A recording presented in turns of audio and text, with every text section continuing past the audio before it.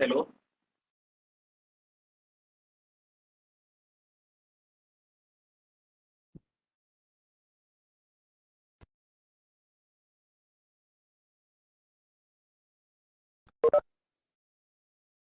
Hello. My voice is audible. Yes, sir, you are. Yeah, thank you sir.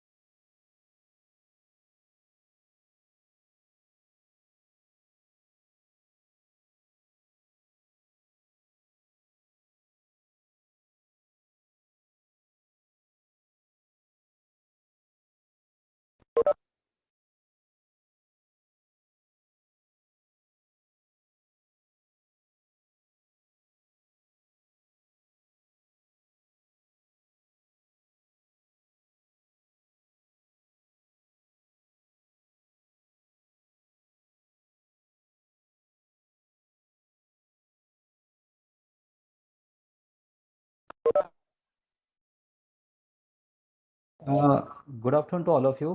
अभी हमारा जो session next 5 minute start करेंगे। हमारा जो स्पेशल गेस्ट है जो कि सेबी से है, I think due to some technical वो ज्वाइन नहीं हो पा रहे, but next within 4 to 5 minutes में वो ज्वाइन हो जाएंगे।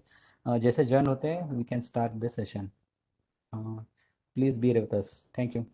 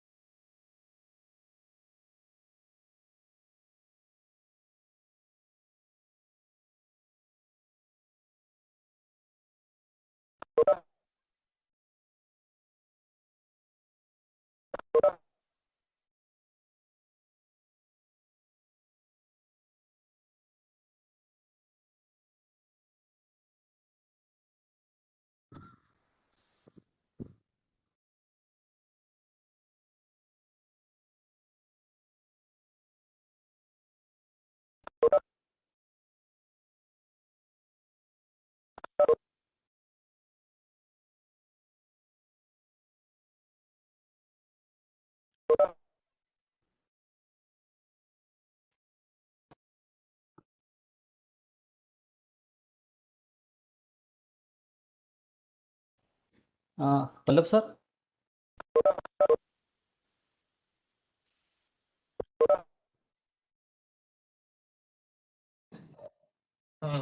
Just 1 minute.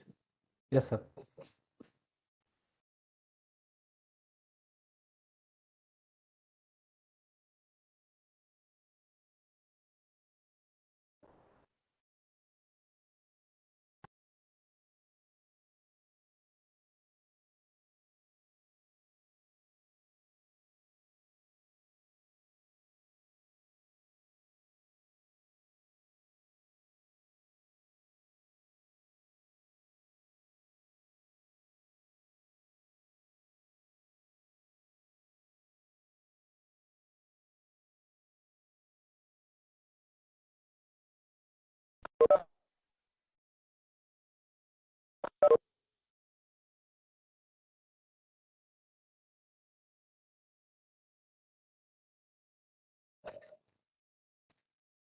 हाँ जी।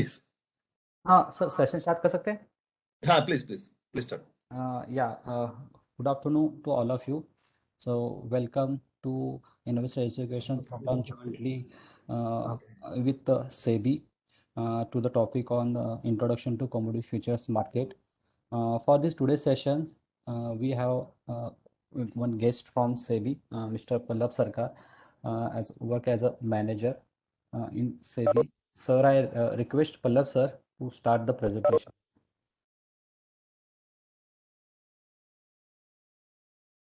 Just let me share the PPT first. Yes, sir, please.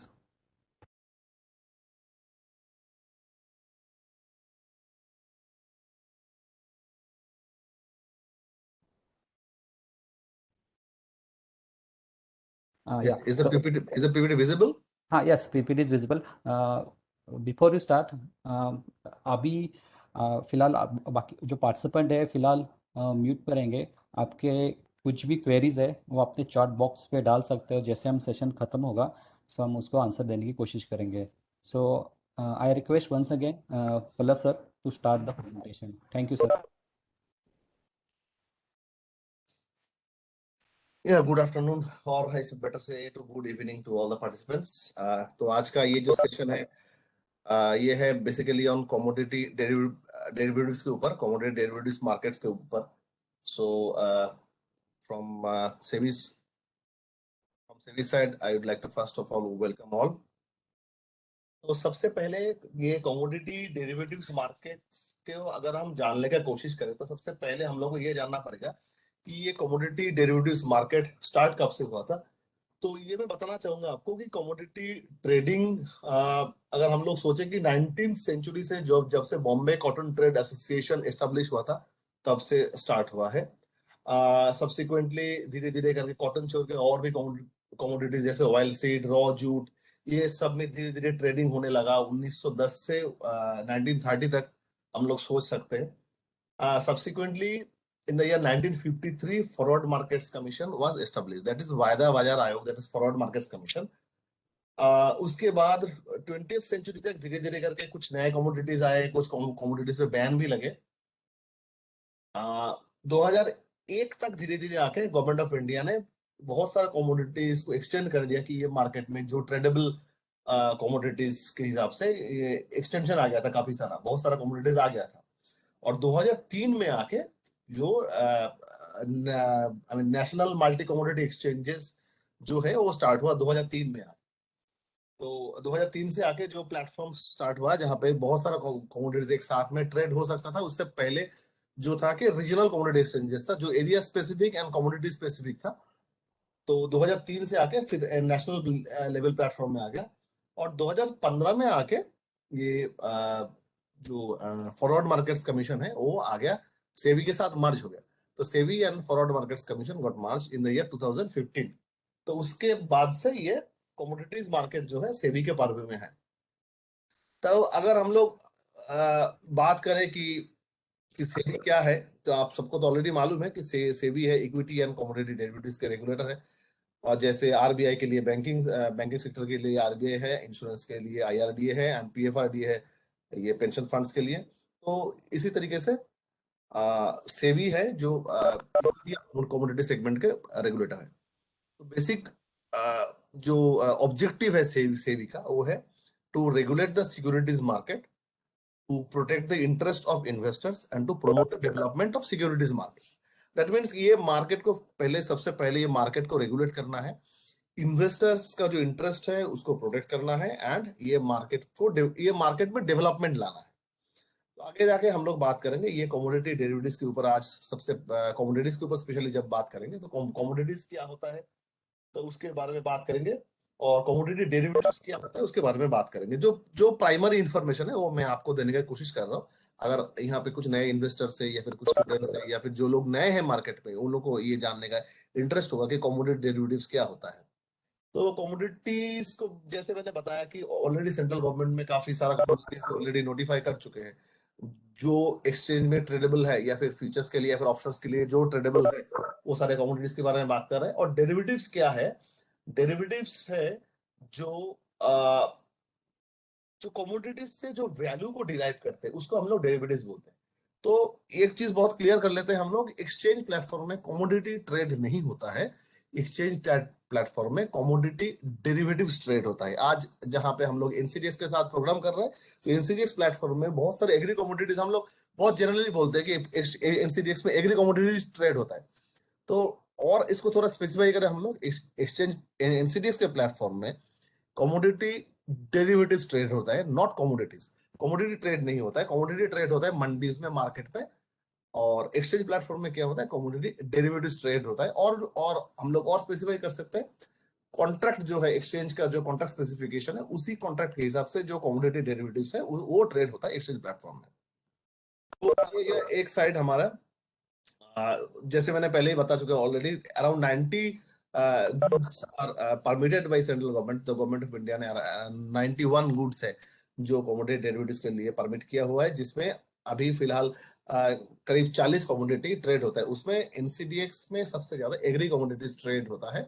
और सिमिलर वे में अगर हम लोग देखें जो पुराने एक्सचेंजेस है जैसे एनसीडीएक्स हो गया, एमसीएक्स हो गया, तो एमसीएक्स में ज्यादा से ज्यादा जो प्रेशियस मेटल्स, बेस मेटल्स वगैरह ट्रेड होता है। एनसीडीएक्स में वहीं पे जो एग्री कमोडिटीज ट्रेड होता है। तो हम लोग अगर इक्विटी डेरिवेटिव्स मार्केट और कमोडिटी डेरिवेटिव्स मार्केट के बारे में हम लोग बात कर रहे थे, अभी हम लोगों ने सबसे पहले बताया कि सेबी है regulator equity as well as commodity का। अगर हम लोग ये दोनों मार्केट का जो डिफरेंसेस है उसके बारे में अगर हम लोग सोचे तो ये हम लोग को देखने को मिलेगा कि कमोडिटी डेरिवेटिव्स मार्केट के साथ इक्विटी डेरिवेटिव्स मार्केट के काफी सारा डिफरेंसेस है। सबसे पहले डिफरेंस है अंडरलाइन का। जैसे मैंने बताया कि कमोडिटी डेरिवेटिव्स मार्केट पे डेरिवेटिव्स क्या होता है, जो उसका जो अंडरलाइन कमोडिटी है उससे वैल्यू डिराइव करता है। तो वो कमोडिटी स्टैंडर्डाइज्ड है जैसे एक्सचेंज का स्पेसिफिकेशन उस हिसाब से। और कोई कमोडिटी होगा जैसे स्पेशली अगर एग्री कमोडिटीज की अगर हम लोग बात कर रहे हैं, सपोज चना की बात कर रहे हैं या फिर जीरा की बात कर रहे हैं या फिर गेहूं की बात कर रहे हैं, ये सबका एक एक्सपायरी डेट होता है। जो एक्सचेंज ट्रेडेबल है, एक्सचेंज में डिलीवरेबल है, वो एक टाइप ऑफ क्वालिटी होता है कि ये क्वालिटी जब तक मेंटेन रहेगा तभी वो एक्सचेंज प्लेटफॉर्म में डिलीवरेबल होता है। उसके बाद अगर वो डिलीवरेबल अगर आप डिलीवरी करने की कोशिश करें तो वो डिलीवरी नहीं होगा, डिलीवरी नहीं हो पाएगा एक्सचेंज प्लेटफॉर्म में, क्योंकि वो तब तक एक्सपायरी डेट क्रॉस हो चुका होगा। उसका जो क्वालिटी है वो क्वालिटी काफी डेटोडिएट हुआ रहेगा। सो ये है एक सबसे ज्यादा इंपॉर्टेंट चीज है जो इक्विटी डेरिवेटिव्स मार्केट में ये सब मैटर्स हम लोग को सोचने का जरूरत नहीं है। अगर हम अंडरलाइंग मार्केट के बारे में सोचे, कमोडिटी डेरिवेटिव्स मार्केट में काफी फ्रेगमेंटेड मार्केट है, वहां पे इक्विटी डेरिवेटिव्स मार्केट पे बहुत ही ऑर्गेनाइज्ड एक मार्केट है। ओके, अंडरलाइंग सप्लाई की अगर हम लोग बात करें कमोडिटी डेरिवेटिव्स, अगर स्पेशली अगर हम लोग एग्री कमोडिटीज के बारे में बात कर रहे हैं, तो हम लोग को ये सबको आइडिया है कि जो प्रोडक्शन एस्टिमेट है या फिर सप्लाई एस्टिमेट है वो अनसर्टेन है। कितना सप्लाई होगा या फिर कितना प्रोडक्शन होगा, ये बहुत सारे फैक्टर्स के ऊपर डिपेंड करता है कि इस साल का रेनफॉल कैसा रहा या फिर ठंडी कितनी है, गर्मी कितनी है, बहुत सारी चीजों पे ऊपर कितना एकरेज हुआ है, कितने फार्मर्स ने इसको गेहूं मतलब गेहूं उगाया है ये साल, या फिर जीरा उगाया है या फिर चना उगाया है, तो उसके ऊपर डिपेंड करता है कि एस्टिमेट। तो एस्टिमेटेड जो प्रोडक्शन है वो अनसर्टेन है, वो हर साल चेंज हो सकता है वेदर के साथ साथ, लोगों के हिसाब के आई मीन लोगों का जो एकरेज के हिसाब के साथ साथ चेंज हो सकता है। या फिर इक्विटी डेरिवेटिव्स मार्केट में ये सब चीजें सोचने का जरूरत नहीं है। We know the number of stocks, we know the number of bonds, we know the number of shares जो मार्केट पे आता है। ये आईपीओ हो या फिर नॉर्मल स्टॉक्स हो, हमारे पास ऑलरेडी इंफॉर्मेशन होता है। इसके बाद पार्टिसिपेट्स की अगर हम लोग बात करते हैं, कमोडिटी डेरिवेटिव्स में एफपीओस पार्टिसिपेट कर सकते हैं, ब्रोकर्स ट्रेडर्स पार्टिसिपेट कर सकते हैं या फिर फार्मर्स भी पार्टिसिपेट कर सकते हैं। फार्मर्स के लिए आजकल एफपीओ है, जो फार्मर प्रोड्यूसर ऑर्गेनाइजेशन है, एनसीडीएक्स प्लेटफॉर्म में बहुत सारा एफपीओ ट्रेड करते हैं, जो डायरेक्ट एक फार्मर के लिए शायद पॉसिबल ना हो एक्सचेंज प्लेटफॉर्म में आके। तो एफपीओ क्या काम करता है, एफपीओ एग्रीगेटर के काम करता है, जो एक्चुअली बहुत सारे फार्मर्स के से सामान लेके वो डिलीवरेबल सप्लाई बना के एक्सचेंज प्लेटफॉर्म में आके पोजीशन ले सकता है, तो बाई या sell position whatever it is, तो ले सकता है। उल्टा हम लोग इक्विटी डेरिवेटिव्स मार्केट के बारे में अगर सोचे तो वहां पे मोस्टली रिटेल और इंस्टीट्यूशनल इन्वेस्टर्स ही है। सेटलमेंट के अगर हम लोग बात करते हैं तो इक्विटी में हमेशा डिमैट सेटलमेंट ही होता है। अगर कमोडिटी डेरिवेटिव्स मार्केट के बात करें तो यहाँ पे फिजिकली गुड डिलीवरी भी हो सकता है। कैसे फिजिकली गुड डिलीवरी हो सकता है, अगर हम लोग कमोडिटी डेरिवेटिव्स के बारे में बात करते हैं, at the expiry of the contract अगर आपका पोजीशन ओपन हो तो आपका डिलीवरी लेना या देना पड़ सकता है। तो अगर आपका पोजीशन आप ओपन रखते हो तो आपको at the end of the contract तो आपको फिजिकली कमोडिटी हैंडओवर करना पड़ सकता है या फिर फिजिकली कमोडिटीज लेना पड़ सकता है। ओके, प्राइस सेंसिटिविटी की अगर हम लोग बात करें तो कमोडिटी डेरिवेटिव्स के लिए काफी हाई है और इक्विटी डेरिवेटिव्स में काफी I mean we can say it's medium kind of price sensitivity. Okay, तो कमोडिटी डेरिवेटिव्स ट्रेडिंग के बारे में जब हम लोग बात करते हैं तो रीजन हम लोग सोचते हैं कि इसका बेसिक रीजन क्या है। हम लोग बहुत सिंपल तरीके से, बहुत जनरल तरीके से अगर हम लोग सोचे तो इसका प्राइमरी दो रीजन है। Number one is price discovery, another one is price risk mitigation. Price discovery कैसे होगा, जब प्राइस डिसिमिनेट होगा number one, and number two जब बहुत सारे बायर्स एंड सेलर्स एक प्लेटफॉर्म में आएंगे तब होगा प्रॉपर प्राइस डिस्कवरी।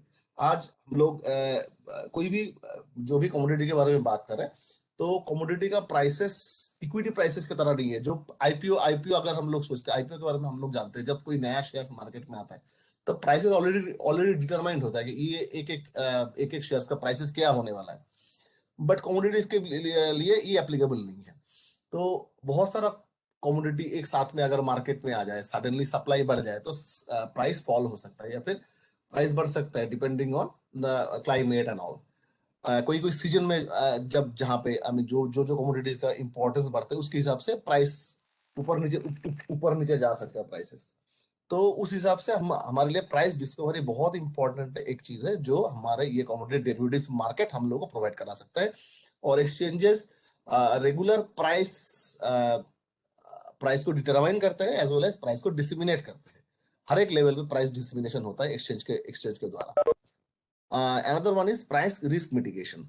अगर हम लोग इक्विटी मार्केट के से एंगल से देखें तो ये it's entirely different thing. Price risk mitigation कैसे आ गया? आपको फीचर्स का प्राइस मालूम नहीं है, आपको आपका फ्यूचर प्राइस क्वाइट अनसर्टेन है। हम लोग सोच रहे हैं कि एक एग्जांपल लेते हैं कि सपोज 6 महीने के बाद आपके घर में कोई ओकेशन है, आपको बहुत सारा गोल्ड खरीदना है, बट आपको मालूम नहीं 6 महीने या फिर 1 साल के बाद उस गोल्ड का प्राइसेस क्या होने वाला है। So there is a price risk. अगर आप सोच रहे हो कि गोल्ड का प्राइसेस बहुत बढ़ने वाला है 6 महीने के बाद, तो हो सकता है आप अभी से गोल्ड खरीद के रखो। So this is the type of price mitigation we are thinking of. Exchange platform में क्या होता है? एक्सचेंज प्लेटफॉर्म में आपको एग्जैक्टली ऑपोजिट पोजीशन लेना होता है। आपका अगर सामान बेचना है तो वहां पे आपको आप opposite I mean reverse position ले सकते हो, ताकि यहाँ पे आगे जाके जब आपको एक्चुअल में माल बेचना पड़े, वहां पे अगर कुछ प्रॉफिट हो तो एक्सचेंज, वहां पे अगर आपको कुछ लॉस हो, सॉरी, वहां पे अगर आपका कुछ लॉस हो तो एक्सचेंज प्लेटफॉर्म में आपका जो गेन होगा उससे आपका जो प्राइस रिस्क है वो मिटिगेट हो जाएगा। तो ये दो जो बेसिक बेनिफिट है कमोडिटी डेरिवेटिव्स मार्केट का, ये मैंने बता दिया है। एक्सचेंज के बारे में हम ऑलरेडी बात कर रहे थे। इंडिया में जो leading commodity derivatives trading platforms है उसमें एनसीडीएक्स में सबसे ज्यादा एग्री कमोडिटीज का ट्रेडिंग एनसीडीएक्स में होता है। एमसीएक्स में होता है सबसे ज्यादा gold silver and basic I mean base metals की। ऐसे बीएससी और एनएससी में भी कुछ कुछ कमोडिटीज अभी ट्रेड स्टार्ट हुआ है पिछले 2-3 साल से। आईसीएक्स है इंडियन कमोडिटी एक्सचेंज प्लेटफॉर्म, जहाँ पे डायमंड वगैरह ट्रेडिंग हो रहा था कुछ दिन पहले तक। अभी उनका थोड़ा बहुत ट्रेडिंग वॉल्यूम उतना ज्यादा नहीं है। However the exchange still there, exchange है। Okay, what kind of commodities are traded? तो हम लोग एग्री कमोडिटीज में देख रहे हैं कि बार्ली, कैस्टर सीड, चना से लेकर के रिफाइंड सोया oil, turmeric, wheat, cardamom, cotton, जैसे आपके स्क्रीन पे अभी दिख रहा होगा, जीरा, कपास, मेज, तो ये सारा पेपर, रॉ जूट, ये सारा चीजें जो एक्सचेंज प्लेटफॉर्म में ट्रेड होता है। और अगर हम लोग नॉन एग्री कमोडिटीज का सोचे तो गोल्ड, सिल्वर, कॉपर, जिंक, निकल, एल्यूमिनियम से लेकर के ये सारा चीजें, नेचुरल गैस या फिर क्रूड ऑयल वगैरह, ये सारा चीजें एक्सचेंज प्लेटफॉर्म में ट्रेड होता है। तो 2-3 चीज मैं बताऊंगा इसमें जो बहुत इंपॉर्टेंट रोल प्ले करते हैं। उसमें बहुत बहुत इंपॉर्टेंट रोल प्ले करते हैं एक्सचेंज को छोड़ के भी क्लियरिंग हाउसेस है, वायर हाउसिंग सर्विस प्रोवाइडर्स है, एंड टेस्टिंग एजेंसीज है, प्राइस पुलिंग एजेंसीज है।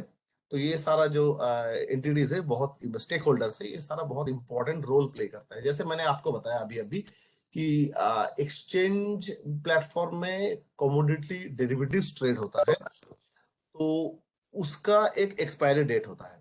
तो कमोडिटी, अगर कोई कमोडिटी जो अंडरलाइंग कमोडिटी है वो वेयर हाउसेज में रखा जाता है, जो WDRA अप्रूव्ड हो, WDRA अप्रूव्ड वेयर हाउसेज में रखा जाता है। और वो सेटिस्फाई करते हैं कि कमोडिटी टेस्टिंग जो लैब्स है, क्वालिटी एसएआर से जो टेस्टिंग लैब्स है, वो सेटिस्फाई करते हैं कि yes this commodity is exchange deliverable commodity. हाँ, ये कमोडिटी एक्सचेंज में डिलीवरेबल हो सकता है। एक्सचेंज का जो भी कमोडिटी एक्सचेंज में ट्रेड होता है उसका एक कॉन्ट्रैक्ट स्पेसिफिकेशन होता है। इस कॉन्ट्रैक्ट स्पेसिफिकेशन में क्वालिटी स्पेसिफिकेशन क्लियरली मेंशन होता है कि कौन सा कमोडिटी, कौन सा क्वालिटी का होना चाहिए जो एक्सचेंज प्लेटफॉर्म में डिलीवरेबल होगा। ये हमारा जो एक्सचेंजेस का जो register, I mean not registered, that listed labs है जहाँ पे टेस्टिंग होता है, तो वो लोग टेस्ट करके बताते हैं, वो सर्टिफिकेट्स इशू करते हैं कि ये कमोडिटी, ये कमोडिटी एक्सचेंज में डिलीवरेबल है और उसका 6 महीने तक ये इसी क्वालिटी में रहेगा, तो 6 महीने तक इसको डिलीवर कर सकते हैं। अब एक्सचेंज में जब एक्सचेंज में डिलीवरेबल कमोडिटी जब वेयरहाउस में रखा जाता है, तो उसमें और एक इंपॉर्टेंट चीज होता है, electronically negotiable warehouse receipt generate होता है, जिसको ENWR बोलते हैं। That is electronically negotiable warehouse receipt, that is also tradable, और वो बैंक में रख के बैंक से लोन भी लिया जा सकता है, या फिर बैंक्स उसमें फिनांस भी करते हैं। So that is another important aspect. Another important aspect is price polling agencies. जैसे मैंने बताया कि एक्सचेंज ने डेली कुछ कमोडिटीज में डेली 2 बार प्राइस पोलिंग करते हैं। प्राइस पोलिंग कैसे करते हैं? ये मार्केट पार्टिसिपेंट्स को कॉल करके जो प्राइसेस आ रहा है मार्केट से उसका एवरेज निकाल के फाइनल एक प्राइस आता है, उसी प्राइस को डिसिमिनेट करते हैं कि आज एनसीडीएक्स में चना का प्राइस इतना है। तो हम लोग जो देखते हैं जो प्राइसेस हमारे पास टीवी में हम लोग देखते हैं, न्यूज में हम लोग देखते हैं, या फिर ये डिसिमिनेशन जहां जहां पे भी होता है, टिकर बोर्ड्स में होता है प्राइस डिसिमिनेशन, तो वहां पे प्राइसेस जो डिसिमिनेट होता है आपको आपको देखने को मिलेगा एमसीएक्स गोल्ड, एनसीडीएक्स चना, एनसीडीएक्स जीरा वगैरह देखने को मिलेगा। तो ये इसी तरीके से प्राइस पुलिंग एजेंसी से प्राइस पुल करके एक मैकेनिज्म के थ्रू उसको फाइनल एक प्राइस में कन्वर्ट करके तभी वो प्राइस डिसिमिनेट होता है, and that becomes the price for the day. FPOs के बारे में मैंने ऑलरेडी बता चुका हूँ, फार्मर प्रोड्यूसर ऑर्गेनाइजेशंस कैसे एग्रीगेटर का रोल प्ले करता है फार्मर्स को एक साथ में करके। तो these are important aspects of commodity derivatives market. अब मैं बस और दो तीन चीज बताना चाहूंगा कि सेबी के बारे में। सेबी के बारे में जब हम लोग बात कर रहे हैं, SEBI as you already know that SEBI is the regulator of this market. तो इसपे सबसे इंपॉर्टेंट एक चीज आता है, that is grievance redressal mechanism. अब आपको लगता है कि अगर मैं इस मार्केट पे हूँ, मार्केट पे ट्रेड कर रहा हूँ, या फिर आगे जाके मैं इस मार्केट में ट्रेड करने वाला हूँ, तो अगर मेरे पास कोई ग्रीवेंसेस होगा, अगर मैं नाखुश हूँ कुछ चीज पे, या फिर आई एम नॉट सेटिस्फाइड, तो कैसे मेरा ग्रीवेंस रिड्रेसल होगा, मैं ग्रीवेंस कहाँ पे करूंगा, मतलब किसके पास जाके कंप्लेन करना है। तो इसके बारे में मैं आपको बता दूं। सबसे पहले जो भी आप जिसके साथ भी काम कर रहे हो, अगर आप एज ए क्लाइंट काम कर रहे हो तो आप ब्रोकर के पास जाके कंप्लेन कर सकते हैं, और अगर आप एक्सचेंज में भी कंप्लेन कर सकते हैं। अगर आप अगर अनसेटिस्फाइड है, अगर आप if you are not satisfied, then you can launch your complaint to SEBI. तो सेबी में कैसे लॉन्च करना है कंप्लेंट, उसके लिए वेबसाइट जो आपके स्क्रीन पे दिख रहा है www.scores.gov.in है। तो इसको स्कोर्स बोलते हैं, मतलब SEBI complaint redressal system, that is scores. Scores is a very user friendly system, और यहाँ पे आप देख सकते हो कि आपका कंप्लेंट का स्टेटस क्या है। यहाँ पे आपको लॉग इन करना है, और यहाँ पे आप एक्चुअली व्यू कर सकते हो, ऑनलाइन देख सकते हो आपका कंप्लेन का स्टेटस क्या है, आपने कब कंप्लेन किया है, आपका कंप्लेन कहाँ पे पहुंचा है, सेबी के पास कब पहुंचा है, सेबी ने किसी और से डेटा मांगा, इंफॉर्मेशन मांगा, ये सारी चीजें आप देख सकते हो, और फाइनली आपका ग्रीवेंस रिड्रेसल तक। So that is a very investor friendly mechanism. तो मेरा कहना ये है कि आप सब अगर अगर आपको कुछ भी अगर कुछ मतलब कोई भी ग्रीवेंसेस हो, आप स्कोर्स में जाके कोई भी लिस्टेड एंटिटीज के अगेंस्ट में, अगर आपको कोई भी इंटरमीडियरी एक्सचेंज या फिर कोई लिस्टेड एंटिटीज के अगेंस्ट में अगर आपको ग्रीवेंसेस हो, तो आप स्कोर्स पे लॉग इन करके आपका कंप्लेन लॉन्च कर सकते हैं। डूज एंड डोंट्स बताने से पहले और दो तीन चीज बताऊंगा। सेबी की वेबसाइट है www.sebi.gov.in। इसमें सेबी के सारे सर्कुलर्स, गाइडलाइन, डायरेक्शंस, एवरीथिंग सब कुछ है यहाँ पे। investors.sebi.gov.in है, और एक आई मीन वेबसाइट है, जहाँ पेज है, वेब पेज है, जहाँ पे आपका जो भी इंपॉर्टेंट अगर कुछ इंफॉर्मेशन आपको चाहिए, तो वहाँ पे जाके आप इंफॉर्मेशन ले सकते हो। सेबी का टोल फ्री नंबर्स आपके स्क्रीन पे है, आप देख सकते हो। asks@sebi.gov.in है, कुछ ईमेल आईडी है इन्वेस्टर असिस्टेंस के लिए, आप यहाँ पे ईमेल कर सकते हो। और सेबी का टोल फ्री नंबर जैसे दिख रहा है आपको, आप मंडे टू फ्राइडे 9:30 to 5:30 आप इस नंबर पे कॉल कर सकते हो। अब बस दो तीन चीजें बताना चाहूंगा डूज एंड डोंट्स में। एक तो है, आप जब भी काम कर रहे हो मार्केट में, या फिर मार्केट में इन्वेस्ट कर रहे हो, हमेशा सेबी रजिस्टर्ड इंटरमीडिएट के साथ ही काम करना है। कोई भी ब्रोकर, या फिर कोई भी इन्वेस्टमेंट एडवाइजर, या फिर कोई रिसर्च एनालिस्ट, जिसका भी आप हेल्प ले रहे हो, जिसके साथ आप काम कर रहे हो, आप पहले एक बार सेबी की वेबसाइट में जाके चेक कर लो कि क्या वो बंदा सच में सेबी रजिस्टर्ड है क्या।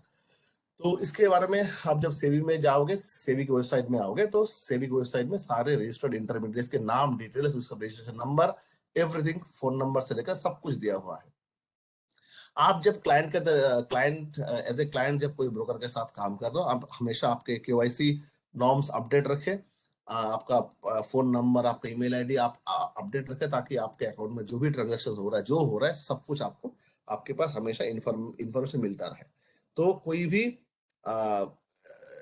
चीजें आपसे छूटे ना, आप हमेशा इन्फॉर्म्ड रहे, और क्या हो रहा है मार्केट में, ये सब सारी चीजें आपको ध्यान में रख के काम करना है मार्केट पे। तो ये था basic information, preliminary information regarding commodity derivatives and commodity derivatives market. Thank you. Thank you Pallav sir for this informative session. So काफ़ी सारी चीज़ें पल्लव सर ने कवर की है। आई थिंक दो तीन पॉइंट जो है जो कि काफ़ी रिलेवेंट है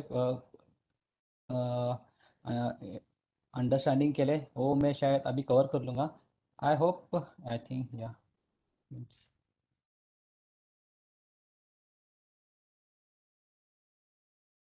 या सो काफ़ी सारी चीज़ें सर ने कवर की है। जो आई थिंक दो तीन बेसिक चीज़ें हैं शायद मैं अभी कवर करना चाहूँगा, जो कि काफ़ी इम्पोर्टेंट है। सर ने काफ़ी हद तक पूरा किया कि importance of commodity durative market क्यों है। एक डेवलप मार्केट क्रिएट करने के लिए कहीं ना कहीं कमोडिटी ड्यूरेटिव की ज़रूरत है। काफ़ी सारे टाइम हमने देखा है कि जो प्राइजेस है एमएसपी के नीचे चले जाते हैं, तो कहीं ना कहीं एक फार्मर को एक मैकेनिज्म नहीं मिलता जहाँ पे तो इस प्लेटफॉर्म को यूज़ करके वो अपने रिस्क को मिटिगेट किया जाए। सो और एक अल्टरनेटिव प्लेटफॉर्म बनाने के लिए जहाँ पे मल्टीपल नंबर ऑफ पार्टिसिपेंट एक प्लेटफॉर्म पे आके अपना रिस्क मिनिमाइज कर सके एंड जो यो मार्केट है, रियल बेनिफिट्स जो technical innovation and electronic market जो मोस्ट जो बेनिफिशियल्स है फार्मर, उसको हम मैक्सिमम तौर तक उसको कॉन्टैक्ट को पहुंचाया जा सके। कमोडिटी का डेफिनेशन काफ़ी अच्छी तरह से सर ने बता दिया है।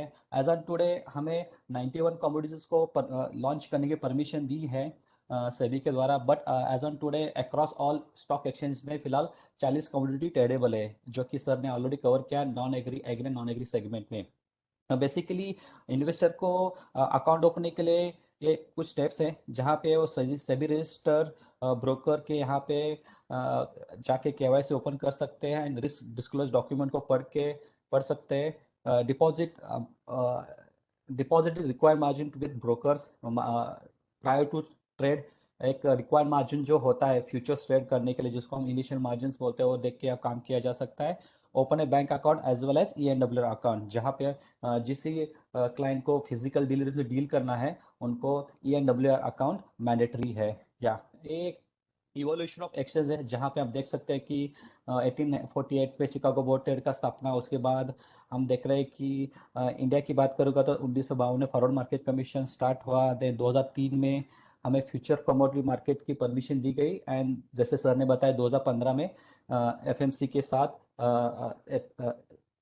मर्जर ऑलरेडी 2015 से 2015 तक SEBI FMC as a regulator था, बट 2015 के बाद सेबी ने इसको टेक ओवर कर नाउ 2015 से still today SEBI as a regulator. ये कुछ ग्लोबल एक्सचेंजेस है जहाँ पे यूएसए की बात करेंगे तो CME, नाइबॉट, नाइमेक्स, यूके की बात करें तो London metal exchange and China की बात करेंगे तो DGI। ये कुछ डोमेस्टिक स्टॉक एक्सचेंजेस है, सर ने ऑलरेडी कवर किया। ये जो एग्रो कमोडिटीज बास्केट्स है जहाँ पे फिलहाल वेरियस कमोडिटीज ट्रेडेबल है starting from barley to bajra, you can see on screen. या ये कुछ पार्ट्स इकोसिस्टम्स है जिसको हम पार्टिसिपेंट्स बोलते हैं, सेट ऑफ पार्टिसिपेंट जो कि अपने अपने अलग अलग तरह का रोल अदा करते हैं, जैसे कि हेजर्स, जिसमें हेजर के बॉक्स में आपको दिखा दिया है कि FPO, processors, importer and exporter. इस टर्मिनोलॉजी से आपको पता चलता है कि हेजर्स का बेनिफिट ये, इस हेजर्स का मतलब ये है जो ऐसे सेट ऑफ पार्टिसिपेंट वो जो जो उस इस कम्युनिटी को डायरेक्टली इनडायरेक्टली डील्स करते हैं। जैसे कि FPO का एग्जांपल दूं तो मान लो FPO एक्सचेंज प्लेटफॉर्म के माध्यम से अपने प्राइस को लॉक करता है, तो इसको आप कैन से कि FPO क्या करता है कि फार्मर वन काइंड ऑफ वो प्रोड्यूस करता है, तो कहीं ना कहीं जो प्रोड्यूसर्स है वो अपने प्राइस को सुनिश्चित करना चाहता है, तो वो हमारे फ्यूचर प्लेटफॉर्म का माध्यम से ट्रेड करता है, तो वन कट ऑफ हेजर। वैसे ही इंपोर्टर है, एक्सपोर्टर एंड प्रोसेसर जो एक्चुअल कमोडिटी को डील्स करते हैं एंड उस उस कमोडिटी को उस कमोडिटी के वॉलेटिलिटी को मैनेज करने के लिए फ्यूचर्स में ट्रेड करते हैं, उनको हेजर्स बोलते हैं।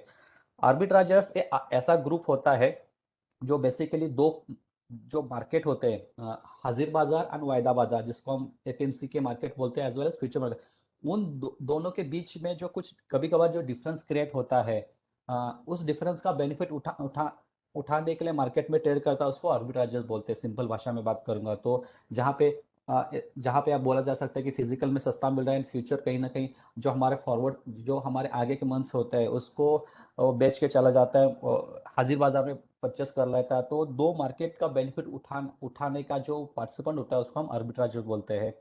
ब्रोकर एंड ट्रेडिंग मेंबर, या जो ऐसा क्लास है जहाँ पे आपको सेबी रजिस्टर्स ब्रोकर रहते हैं, ट्रेडिंग मेंबर होते हैं, जिनके थ्रू आप अकाउंट अपना ओपन कर सकते हैं। स्पेकुलेटर, या स्पेकुलेटर जो नॉर्मल क्लाइंट होता है, जो जो हेजर भी नहीं था, आर्बिट्राजर नहीं था। स्पेकुलेटर जो एक नॉर्मल क्लाइंट जो मार्केट में एज अ डे ट्रेडर होता है, पोजिशन ट्रेडर होता है, मार्केट मेकर होता है, जो अपने व्यू के साथ मार्केट में एंटर करता है उसको हम स्पेकुलेटर बोलते हैं। या सो कंपोजिशन ऑफ इकोसिस्टम सर ने ऑलरेडी क्लियर किया, स्टॉक एक्सचेंजेस, क्लियरिंग कॉर्पोरेशन जो कि हमारे जो फंड्स रहते हैं फिजिकल यूनिट्स को क्लियर करने का दायित्व क्लियरिंग कॉर्पोरेशन का रहता है। रिपोजिटरी जैसे इक्विटी मार्केट में डिपॉजिटरीज होते हैं एनएसडी सीडी सेल, वैसे ही कमोडिटी मार्केट में रिपोजिटरीज होते हैं जो आपके आपके जो फिजिकल गुड्स है उसको इलेक्ट्रॉनिक कन्वर्ट करने का, इलेक्ट्रॉनिक कन्वर्ट का गुड्स फिजिकल कन्वर्ट करने का जो भी प्रोसीजर है रिपोजिटरी के तहत आता है। एज ऑन टुडे 2 रिपोजिटरी है, CCRL एंड NERL, जो कि रिपोजिटरी का काम करते हैं। या सर ने काफ़ी अच्छा ऑलरेडी एक्सप्लेन किया है एडिशनल स्टेक होल्डर जहाँ पे क्लियरिंग कॉर्पोरेशन लेके FPOs है, डिफरेंस ऑलरेडी ये भी कवर कर चुका। ये कुछ टर्मिनोलॉजीज हैं और ट्रेडिंग करने समय आपको ध्यान रखना पड़ेगा। FSP जिसको हम बोलते हैं फाइनल सेटलमेंट प्राइस, जो कि कॉन्ट्रैक्ट एक्सपायरी होता है उसके 3 दिन के स्पॉट प्राइस के एवरेज को हम एज ए FSP डिक्लेयर करते हैं। FSP का महत्व यह है कि हमारे जो भी कॉन्ट्रैक्ट्स होते हैं लास्ट दिन के वो FSP पे सेटल होते हैं। इसका मतलब है कि हमारा फ्यूचर्स कॉन्ट्रैक्ट जो भी होता है वो at the end of the day उस उस कमोडिटी के बेसिस का जो स्पॉट होता है उस स्पॉट रेट पे सेटल होते हैं। सो हम ऐसा सिंपल भाषा में बोल सकते हैं कि जिस दिन कॉन्ट्रैक्ट एक्सपायर होता है उस दिन उस उस उस वो जो कमोडिटी का बेसिस सेंटर है, फॉर एग्जांपल कैस्टर में डीसा है, उस सेंटर का स्पॉट प्रेजेंट फ्यूचर एक ही रेट में डिवॉल्व होते हैं। मार्क टू मार्केट ये डिफरेंस होता है rate of purchase and closing price, उसको हम मार्क टू मार्केट बोलते हैं। पॉजिटिव होता तो आपके अकाउंट में क्रेडिट मिलता है, नेगेटिव होता तो आपको नेक्स्ट डे ब्रोकर आपसे उतना पैसा आपसे मांग लेता है। स्टैगर पीरियड जनरली हमारा जो एक्सपायरी होता है उससे 5 दिन पहले जो का डेट होता है, मतलब बिटवीन 5 डेज, उसको स्टैगर बोलते हैं। स्टैगर पीरियड का महत्व यह है, स्टैगर पीरियड में एक्चुअल जो फिजिकल बायर्स एंड सेलर है उनका सेटअप जो बोलते हैं एक्चुअल डिलीवरी लेन देन का काम स्टैगर पीरियड में किया जाता है। स्टैगर पीरियड स्टार्ट होता है एक्सपायरी के 5 दिन पहले। कम्युनिटी इंडेक्स, फिलहाल कम्युनिटी इंडेक्स लास्ट साल में सेबी के तौर से हमें कंपोजिट इंडेक्स को लॉन्च करने का परमिशन मिला। उसके तहत हमने 10 मोस्ट लिक्विड कम्युनिटी है उसके तहत हमने इंडेक्स लॉन्च किया था, उसका नाम हमने एग्री इंडेक्स लिया एंड एग्री इंडेक्स दिया था। उसके बाद हमने लास्ट 2 महीने पहले हमें सेक्टोरल में भी इंडेक्सेस लॉन्च करने की परमिशन की अनुमति मिली थी। उसके तहत हमने गवार एक्स जो कि गवार सीरम गवार गम को रिफ्लेक्ट करता है एंड सोया एक्स जो कि सोयाबीन एंड सोया ऑयल को रिफ्लेक्ट करता है, उसके सेक्टोरल इंडेक्स में भी फिलहाल लॉन्च किए हैं एंड उसका फ्यूचर ट्रेडिंग भी फिलहाल अवेलेबल है। क्या ये कुछ डिलीवरी लॉजिक्स है, compulsory delivery logics and seller options फिलहाल नहीं है and intention matching. Compulsory delivery का मतलब यह है कि जैसे कि हमने पिछले स्लाइड में देखा कि स्टैगर डिलीवरी में कोई भी पोजीशन आपकी ओपन रहती है तो कुछ कुछ कमोडिटीज में मान लो for example castor seed compulsory delivery contract है। स्टैगर डिलीवरी में आपका पोजीशन ओपन है ना, इसका मतलब है कि आपको you are intended to buy this commodity, आपकी बाय पोजीशन हो तो आपकी सेल पोजीशन हो स्टैगर पीरियड में तो you are intended to sell this commodity, मतलब you have physical delivery in with you. So compulsory delivery का मतलब वो है। इंटेंशन मैचिंग इसका मतलब ये है कि लास्ट के दिन में आपके कॉन्ट्रैक्ट को एज अ कैश जो क्लोजिंग प्राइस आती है FSP उसके तहत आपको उसको क्लोज किया जाएगा।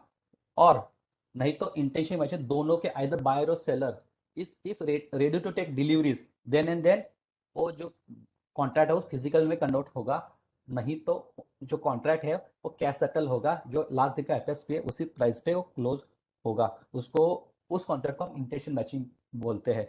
फिलहाल हमारे पास compulsory as well as intention matching है, 2 ही कॉन्ट्रैक्ट हैं। और संक्षिप्त में बताऊं तो मैक्सिमम कॉन्ट्रैक्ट जो है एनसेरिक्स प्लेटफॉर्म पे कंपल्सरी डिलीवरी है। कुछ कुछ बहुत सी कुछ रेयर ही कम्युनिटीज है जहाँ पे वो इंटेंशन मैचिंग होता है, जहाँ पे फिजिकल डिलीवरी पॉसिबल नहीं। जैसे मैं एक छोटा एग्जाम्पल बताऊँ तो क्रूड ऑयल, हम एनसेरिक्स की बात करूंगा तो कपास एंड रिफाइंड ऑयल जहाँ पे फिजिकल डिलीवरी का थोड़ा कंसर्न्स आते हैं वही कॉन्ट्रैक्ट इंटेंशन मैचिंग है, नहीं तो बाकी के मैक्सिमम कॉन्ट्रैक्ट कंपल्सरी डिलीवरी है।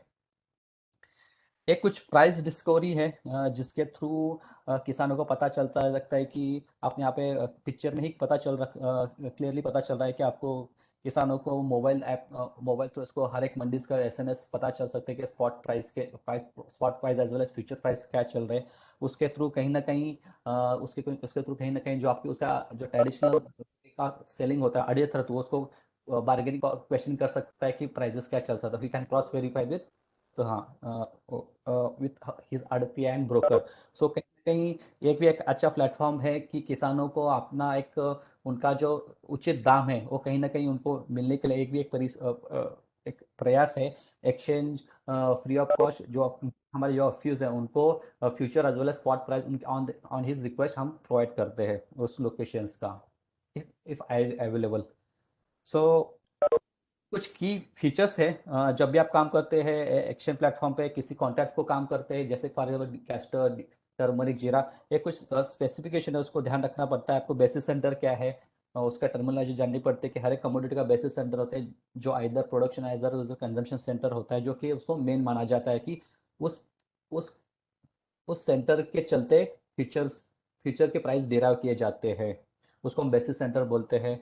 Apart from the basis centre, quality को अब ध्यान रखना पड़ेगा, कौन सी क्वालिटी हमें यहाँ पे डिलीवर होनी चाहिए, ट्रेडिंग यूनिट, डिलीवरी यूनिट क्या है उसका ध्यान रखना चाहिए। टिक साइज मतलब मिनिमम कितना रुपीज़ में प्लस माइनस हो सकता है, उसको टिक साइज बोलते हैं। Additional delivery centre, basis centre के अलावा काफ़ी और एक दो तीन सेंटर्स एडिशनल डिलीवरी सेंटर्स है जहाँ पे आपको गुड्स को डिलीवर किया जा सकता है। ट्रेडिंग और टाइमिंग 9 से 5 है। क्वालिटी पैरामीटर्स, क्वालिटी पैरामीटर्स आपको देखने चाहिए। Delivery specification staggered with compulsory delivery और कैश सेटल और इंटेंसिव मैचिंग आपको देखना है। उसके तहत आपको मान लो कंपल्सरी डिलीवरी हो तो आपको स्टैगर्ड से पहले इधर नेक्स्ट महीने में जंप करना है, तो आप लोग स्क्वायर ऑफ आपकी पोजीशन करनी है आपको, नहीं है तो इंटेंसिव मैचिंग में आप टिल एक्सपायरी तक ओपन रह सकते हैं। तो ये कुछ चीज़ें आपको ध्यान रखनी चाहिए ट्रेड करने से। मैच्योरिटी डेट, ड्यू डेट क्या है, लिमिट ऑन ओपन पोजीशंस, हर एक कमोडिटी का हमने near month as well as overall limit set किया है, उसी के तहत आपको एक ध्यान रखना चाहिए। तो उसका लिमिट क्या है, price limit on daily price limit on daily limit on price fluctuation. Earlier price fluctuation हर एक कमोडिटी 3+1 का एक प्राइस कैप था, बट रिसेंटली हमने उसको चेंज करके 4+2 में किया है। तो मैक्सिमम बहुत सारी कमोडिटीज जैसे 4+2 मतलब मैक्सिमम 6% अप एंड डाउन हो सकती है, एक्सेप्ट फ्यू जैसे कि फॉर एग्जाम्पल चना, जिसको हमने 3+1 ही मतलब 4% पे कैप रखा है। मार्जिन्स जो जैसे आप मार्जिन्स जो कि ट्रेड करने से पहले आपसे आपका जो ब्रोकर रिकवर करता है वो मल्टीपल टाइम अलग अलग तरह के मार्जिन्स होते हैं। Initial margin, extensive margin, special margin जहाँ पे मार्केट एक हाईएस्ट वॉलेटिलिटी है तो एक अलग तरह से margins exchange as well as SEBI के एंड से आता है, उसको हम स्पेशल मार्जिन, एडिशनल मार्जिन बोलते हैं। टेंडर मार्जिन है, डिलीवरी पेड मार्जिन, जैसे हम स्टैगर्ड पीरियड में जाते हैं तो डिलीवरी मार्जिन का एक प्रावधान एडिशनल मार्जिन आपको लगता है। फाइनल सेटलमेंट प्राइस ऑलरेडी हमने कवर किया है कि जो लास्ट के 3 दिन होता है, एक्सपायरी के 3 दिन, उसके उस 3 दिन के स्पॉट के एवरेज को हमने फाइनल सेटलमेंट प्राइस बोलते हैं। ये डिफरेंस है commodity as well as options का। फ्यूचर्स का हमने ऑलरेडी अच्छी तरह से ट्रीट किया। ऑप्शंस एक अलग सा कॉन्ट्रैक्ट है जहाँ पे स्पॉट मार्केट में भाषा करूँगा तो जहाँ पे आपको 100% देके काम करते हैं। फ्यूचर्स मार्केट और थोड़ा लेवरेज है जहाँ पे आपको 15 से 20% मार्जिन देके काम कर सकता है। बट और एक ऐसा हमारे पास प्लेटफॉर्म कॉन्ट्रैक्ट है ऑप्शन, जहाँ पे सिर्फ आपको और लिवरेज मिलता है, जहाँ पे आपको सिर्फ प्रीमियम पे ही ट्रेड करना पड़ता है, उसको हम ऑप्शन कॉन्ट्रैक्ट बोलते हैं। वो दो प्रकार के हो सकते हैं, पुट एंड कॉल। शायद और काफ़ी समय लगेगा हम जानने के लिए, बट हम इतना जान सकता हूँ कि कंपेयर टू फ्यूचर्स और एक लेवरेज प्रोडक्ट है जहाँ पे हम मिनिमम ओनली प्रीमियम अमाउंट देख के आप ट्रेड कर सकते हो, उसको हम ऑप्शन कॉन्ट्रैक्ट बोलते हैं। आई थिंक रिस्क वेयरहाउसिंग का बेनिफिट ऑलरेडी सर ने कवर किया है कि जो हमारा physical delivery is mandatory for contract as well unless specified otherwise. Exchange warehouse में जो भी मेन दायित्व डब्ल्यूएसपी का होता है कि स्टॉकिंग ऑफ गुड्स करना, maintain their value intact as well as facilitating good delivery. जो भी क्लाइंट्स हैं उनको फैसिलिटेट करना डिलीवरीज के, एंड जितने भी वेयरहाउसेस है वो WDRA है हमारा, warehouse development regulatory order, उनके कहीं ना कहीं अंतर्गत आता है। एंड जो डब्ल्यू पे वो क्लियरिंग कॉर्पोरेशन के एनपेंडल होते हैं। ये एक डिपॉजिट का फ्लो है। जो भी एक्सचेंज में गुड्स डिपॉजिट होता है, इस फ्लो में डिपॉजिट होता है। सेलर जो डिपॉजिटर है, जिसको हम anybody and stockist, trader, FPO, वो एग्रीगेट करता है एंड सॉर्टिंग करता है as per contract specification exchange के हिसाब से। उसके बाद वो ऑनलाइन स्पेस बुक करता है जहाँ जहाँ पे वो NRL account through space booking करना पड़ता है। स्पेस बुकिंग करने के बाद नेक्स्ट स्टेप आता है arranging transport, then deposit goods at exchange where approved warehouses, then जब भी वो एक्शन अप्रूव वेयर हाउसेस में स्टॉक आता है, then quality testing and certification किया जाता है assayer through. Once it done, then receipt generate होती है, एंड और जो रिसिप्ट जनरेट होते हैं उसको ENW बोलते हैं, नॉन निगोशिएबल वेयरहाउस रिसिप्ट। वो कहीं ना कहीं एक्शन प्लेटफॉर्म पे ट्रेडेबल के लिए अवेलेबल होती है। तो ये थ्रू आउट द थोड़ा प्रोसीजर है गुड्स को action where NCSL where NCSL approved warehouses में डिपॉजिट करने का। या सो रिसेंटली सेबी मर्जर के बाद क्या क्या स्टेप उठाए गए, काफ़ी सारे स्टेप उठाए गए। Permit option contract futures markets, जहाँ पे हमें काफ़ी लंबे समय से हम दरख्वास्त कर रहे थे कि रेगुलेटर की हमें भी एज कम्युनिटी एक्सचेंज को भी ऑप्शंस लॉन्च करने की अनुमति दिया जाए। तो सेबी के मर्जर होने के बाद हमें उसको परमिशन मिल चुका है। जो रिस्क मैनेजमेंट नॉर्म्स है, कहीं ना कहीं इक्विटी डेरिवेटिव के तहत ही अभी कमोडिटी कन्वर्ट मिला है, तो फर्दर स्ट्रेंथनिंग का काम किया है कमोडिटी फ्यूचर्स मार्केट को। एक्शन के revise warehousing norm for commodity derivative agriculture segments, warehousing के नॉर्म्स चेंज किया है। Integration of commodity as well as equity broking activities, earlier दो अलग अलग एंटिटी रहती थी, commodity as well as equity. उसका मर्जर्स के बाद काफ़ी सारे कमोडिटी एक्सचेंजेस को ग्रोथ होने का उसका मुनाफा मिला है। Permitted futures on commodity indexes, जैसे कि हमने इसके पहले बात किया कि इंडेक्सेस को भी परमिशन मिला है। इसके तहत NCDEX ने लास्ट साल एग्रीन डेस्क लॉन्च किया था, जिसके अंडर 10 लिक्विड कमोडिटीज थी। एंड उसके बाद नेक्स्ट स्टेप में इसी साल हमने सेक्टोरल इंडेक्स में भी लॉन्च किया है, जो कि गवारेक्स एज वेल एज सोयाडेक्स के नाम से हमने लॉन्च किया है, जो कि सोयाबीन एंड सोयल को रिफ्लेक्ट करता है सोयाडेक्स, एंड गवार सीड एंड गवार कॉम को दर्शाता है गवारेडेक्स। वो गवारेक्स एंड सोयाडेक्स इस नाम से कहीं ना कहीं फ्यूचर्स प्लेटफॉर्म पे फिलहाल ट्रेडेबल है। उसके अलावा ऑप्शन इन गुड्स की भी अनुमति मिली है। काफ़ी सारे कमोडिटीज में अभी फिलहाल कमोडिटीज में ऑप्शन गुड्स ट्रेडेबल है। स्टैगर पीरियड डिलीवरी जो अर्लियर 10 दिन का था उसको रिड्यूस करके 5 दिन का कर दिया है। एंड परमिशंस, अर्लियर वो परमिशंस थी नहीं।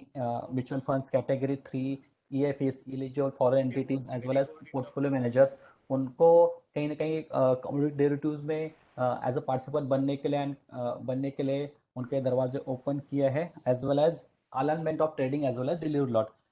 ट्रेडिंग एंड डिलीवर लॉट को अलाइनमेंट कर दिया है, मतलब जो भी आप ट्रेडिंग लॉट कर रहे हैं, डिलीवर उसी लॉट में आपको मल्टीपल मिलेगी। Dos and don't already sir ने कवर कर दी है, फिर भी मैं एक बार बताता हूँ कि trade through only SEBI registered member, insist the risk disclosure document, always be compliant with KYC norms, always quote your unique client code, insist broker for contact note for every settlement with complete details, cross check the trades juniors through trade verification facility।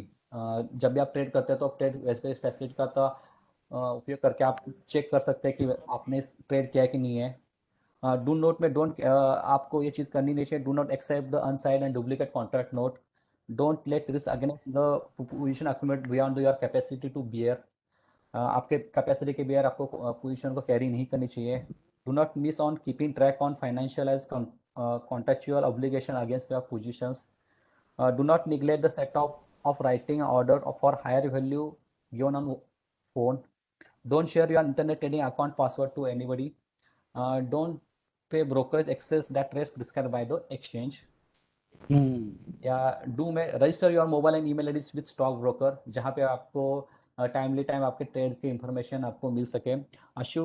Issue the account payee cheque and demand draft in the name of broker only, insist the periodically statement of accounts from broker, pay your margins and mark to mark in time, keep away from dabba trading, and get details of brokerage fees and other charges levied by member.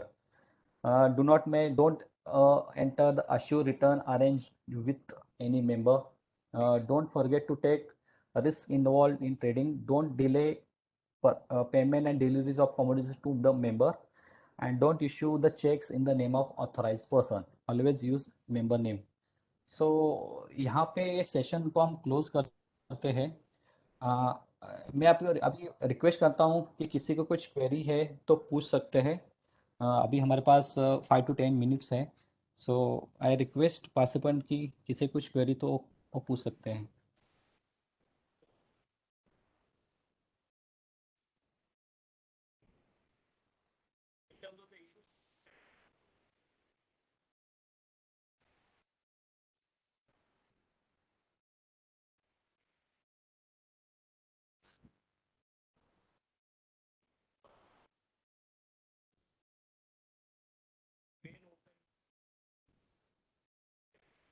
किसी को query है तो chat box में डाल सकते हैं. मतलब है तो स्टॉक रिलेटेड ही बट है ना मतलब not related to commodity.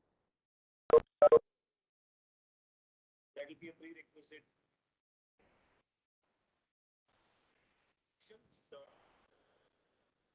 The kept it quite clean.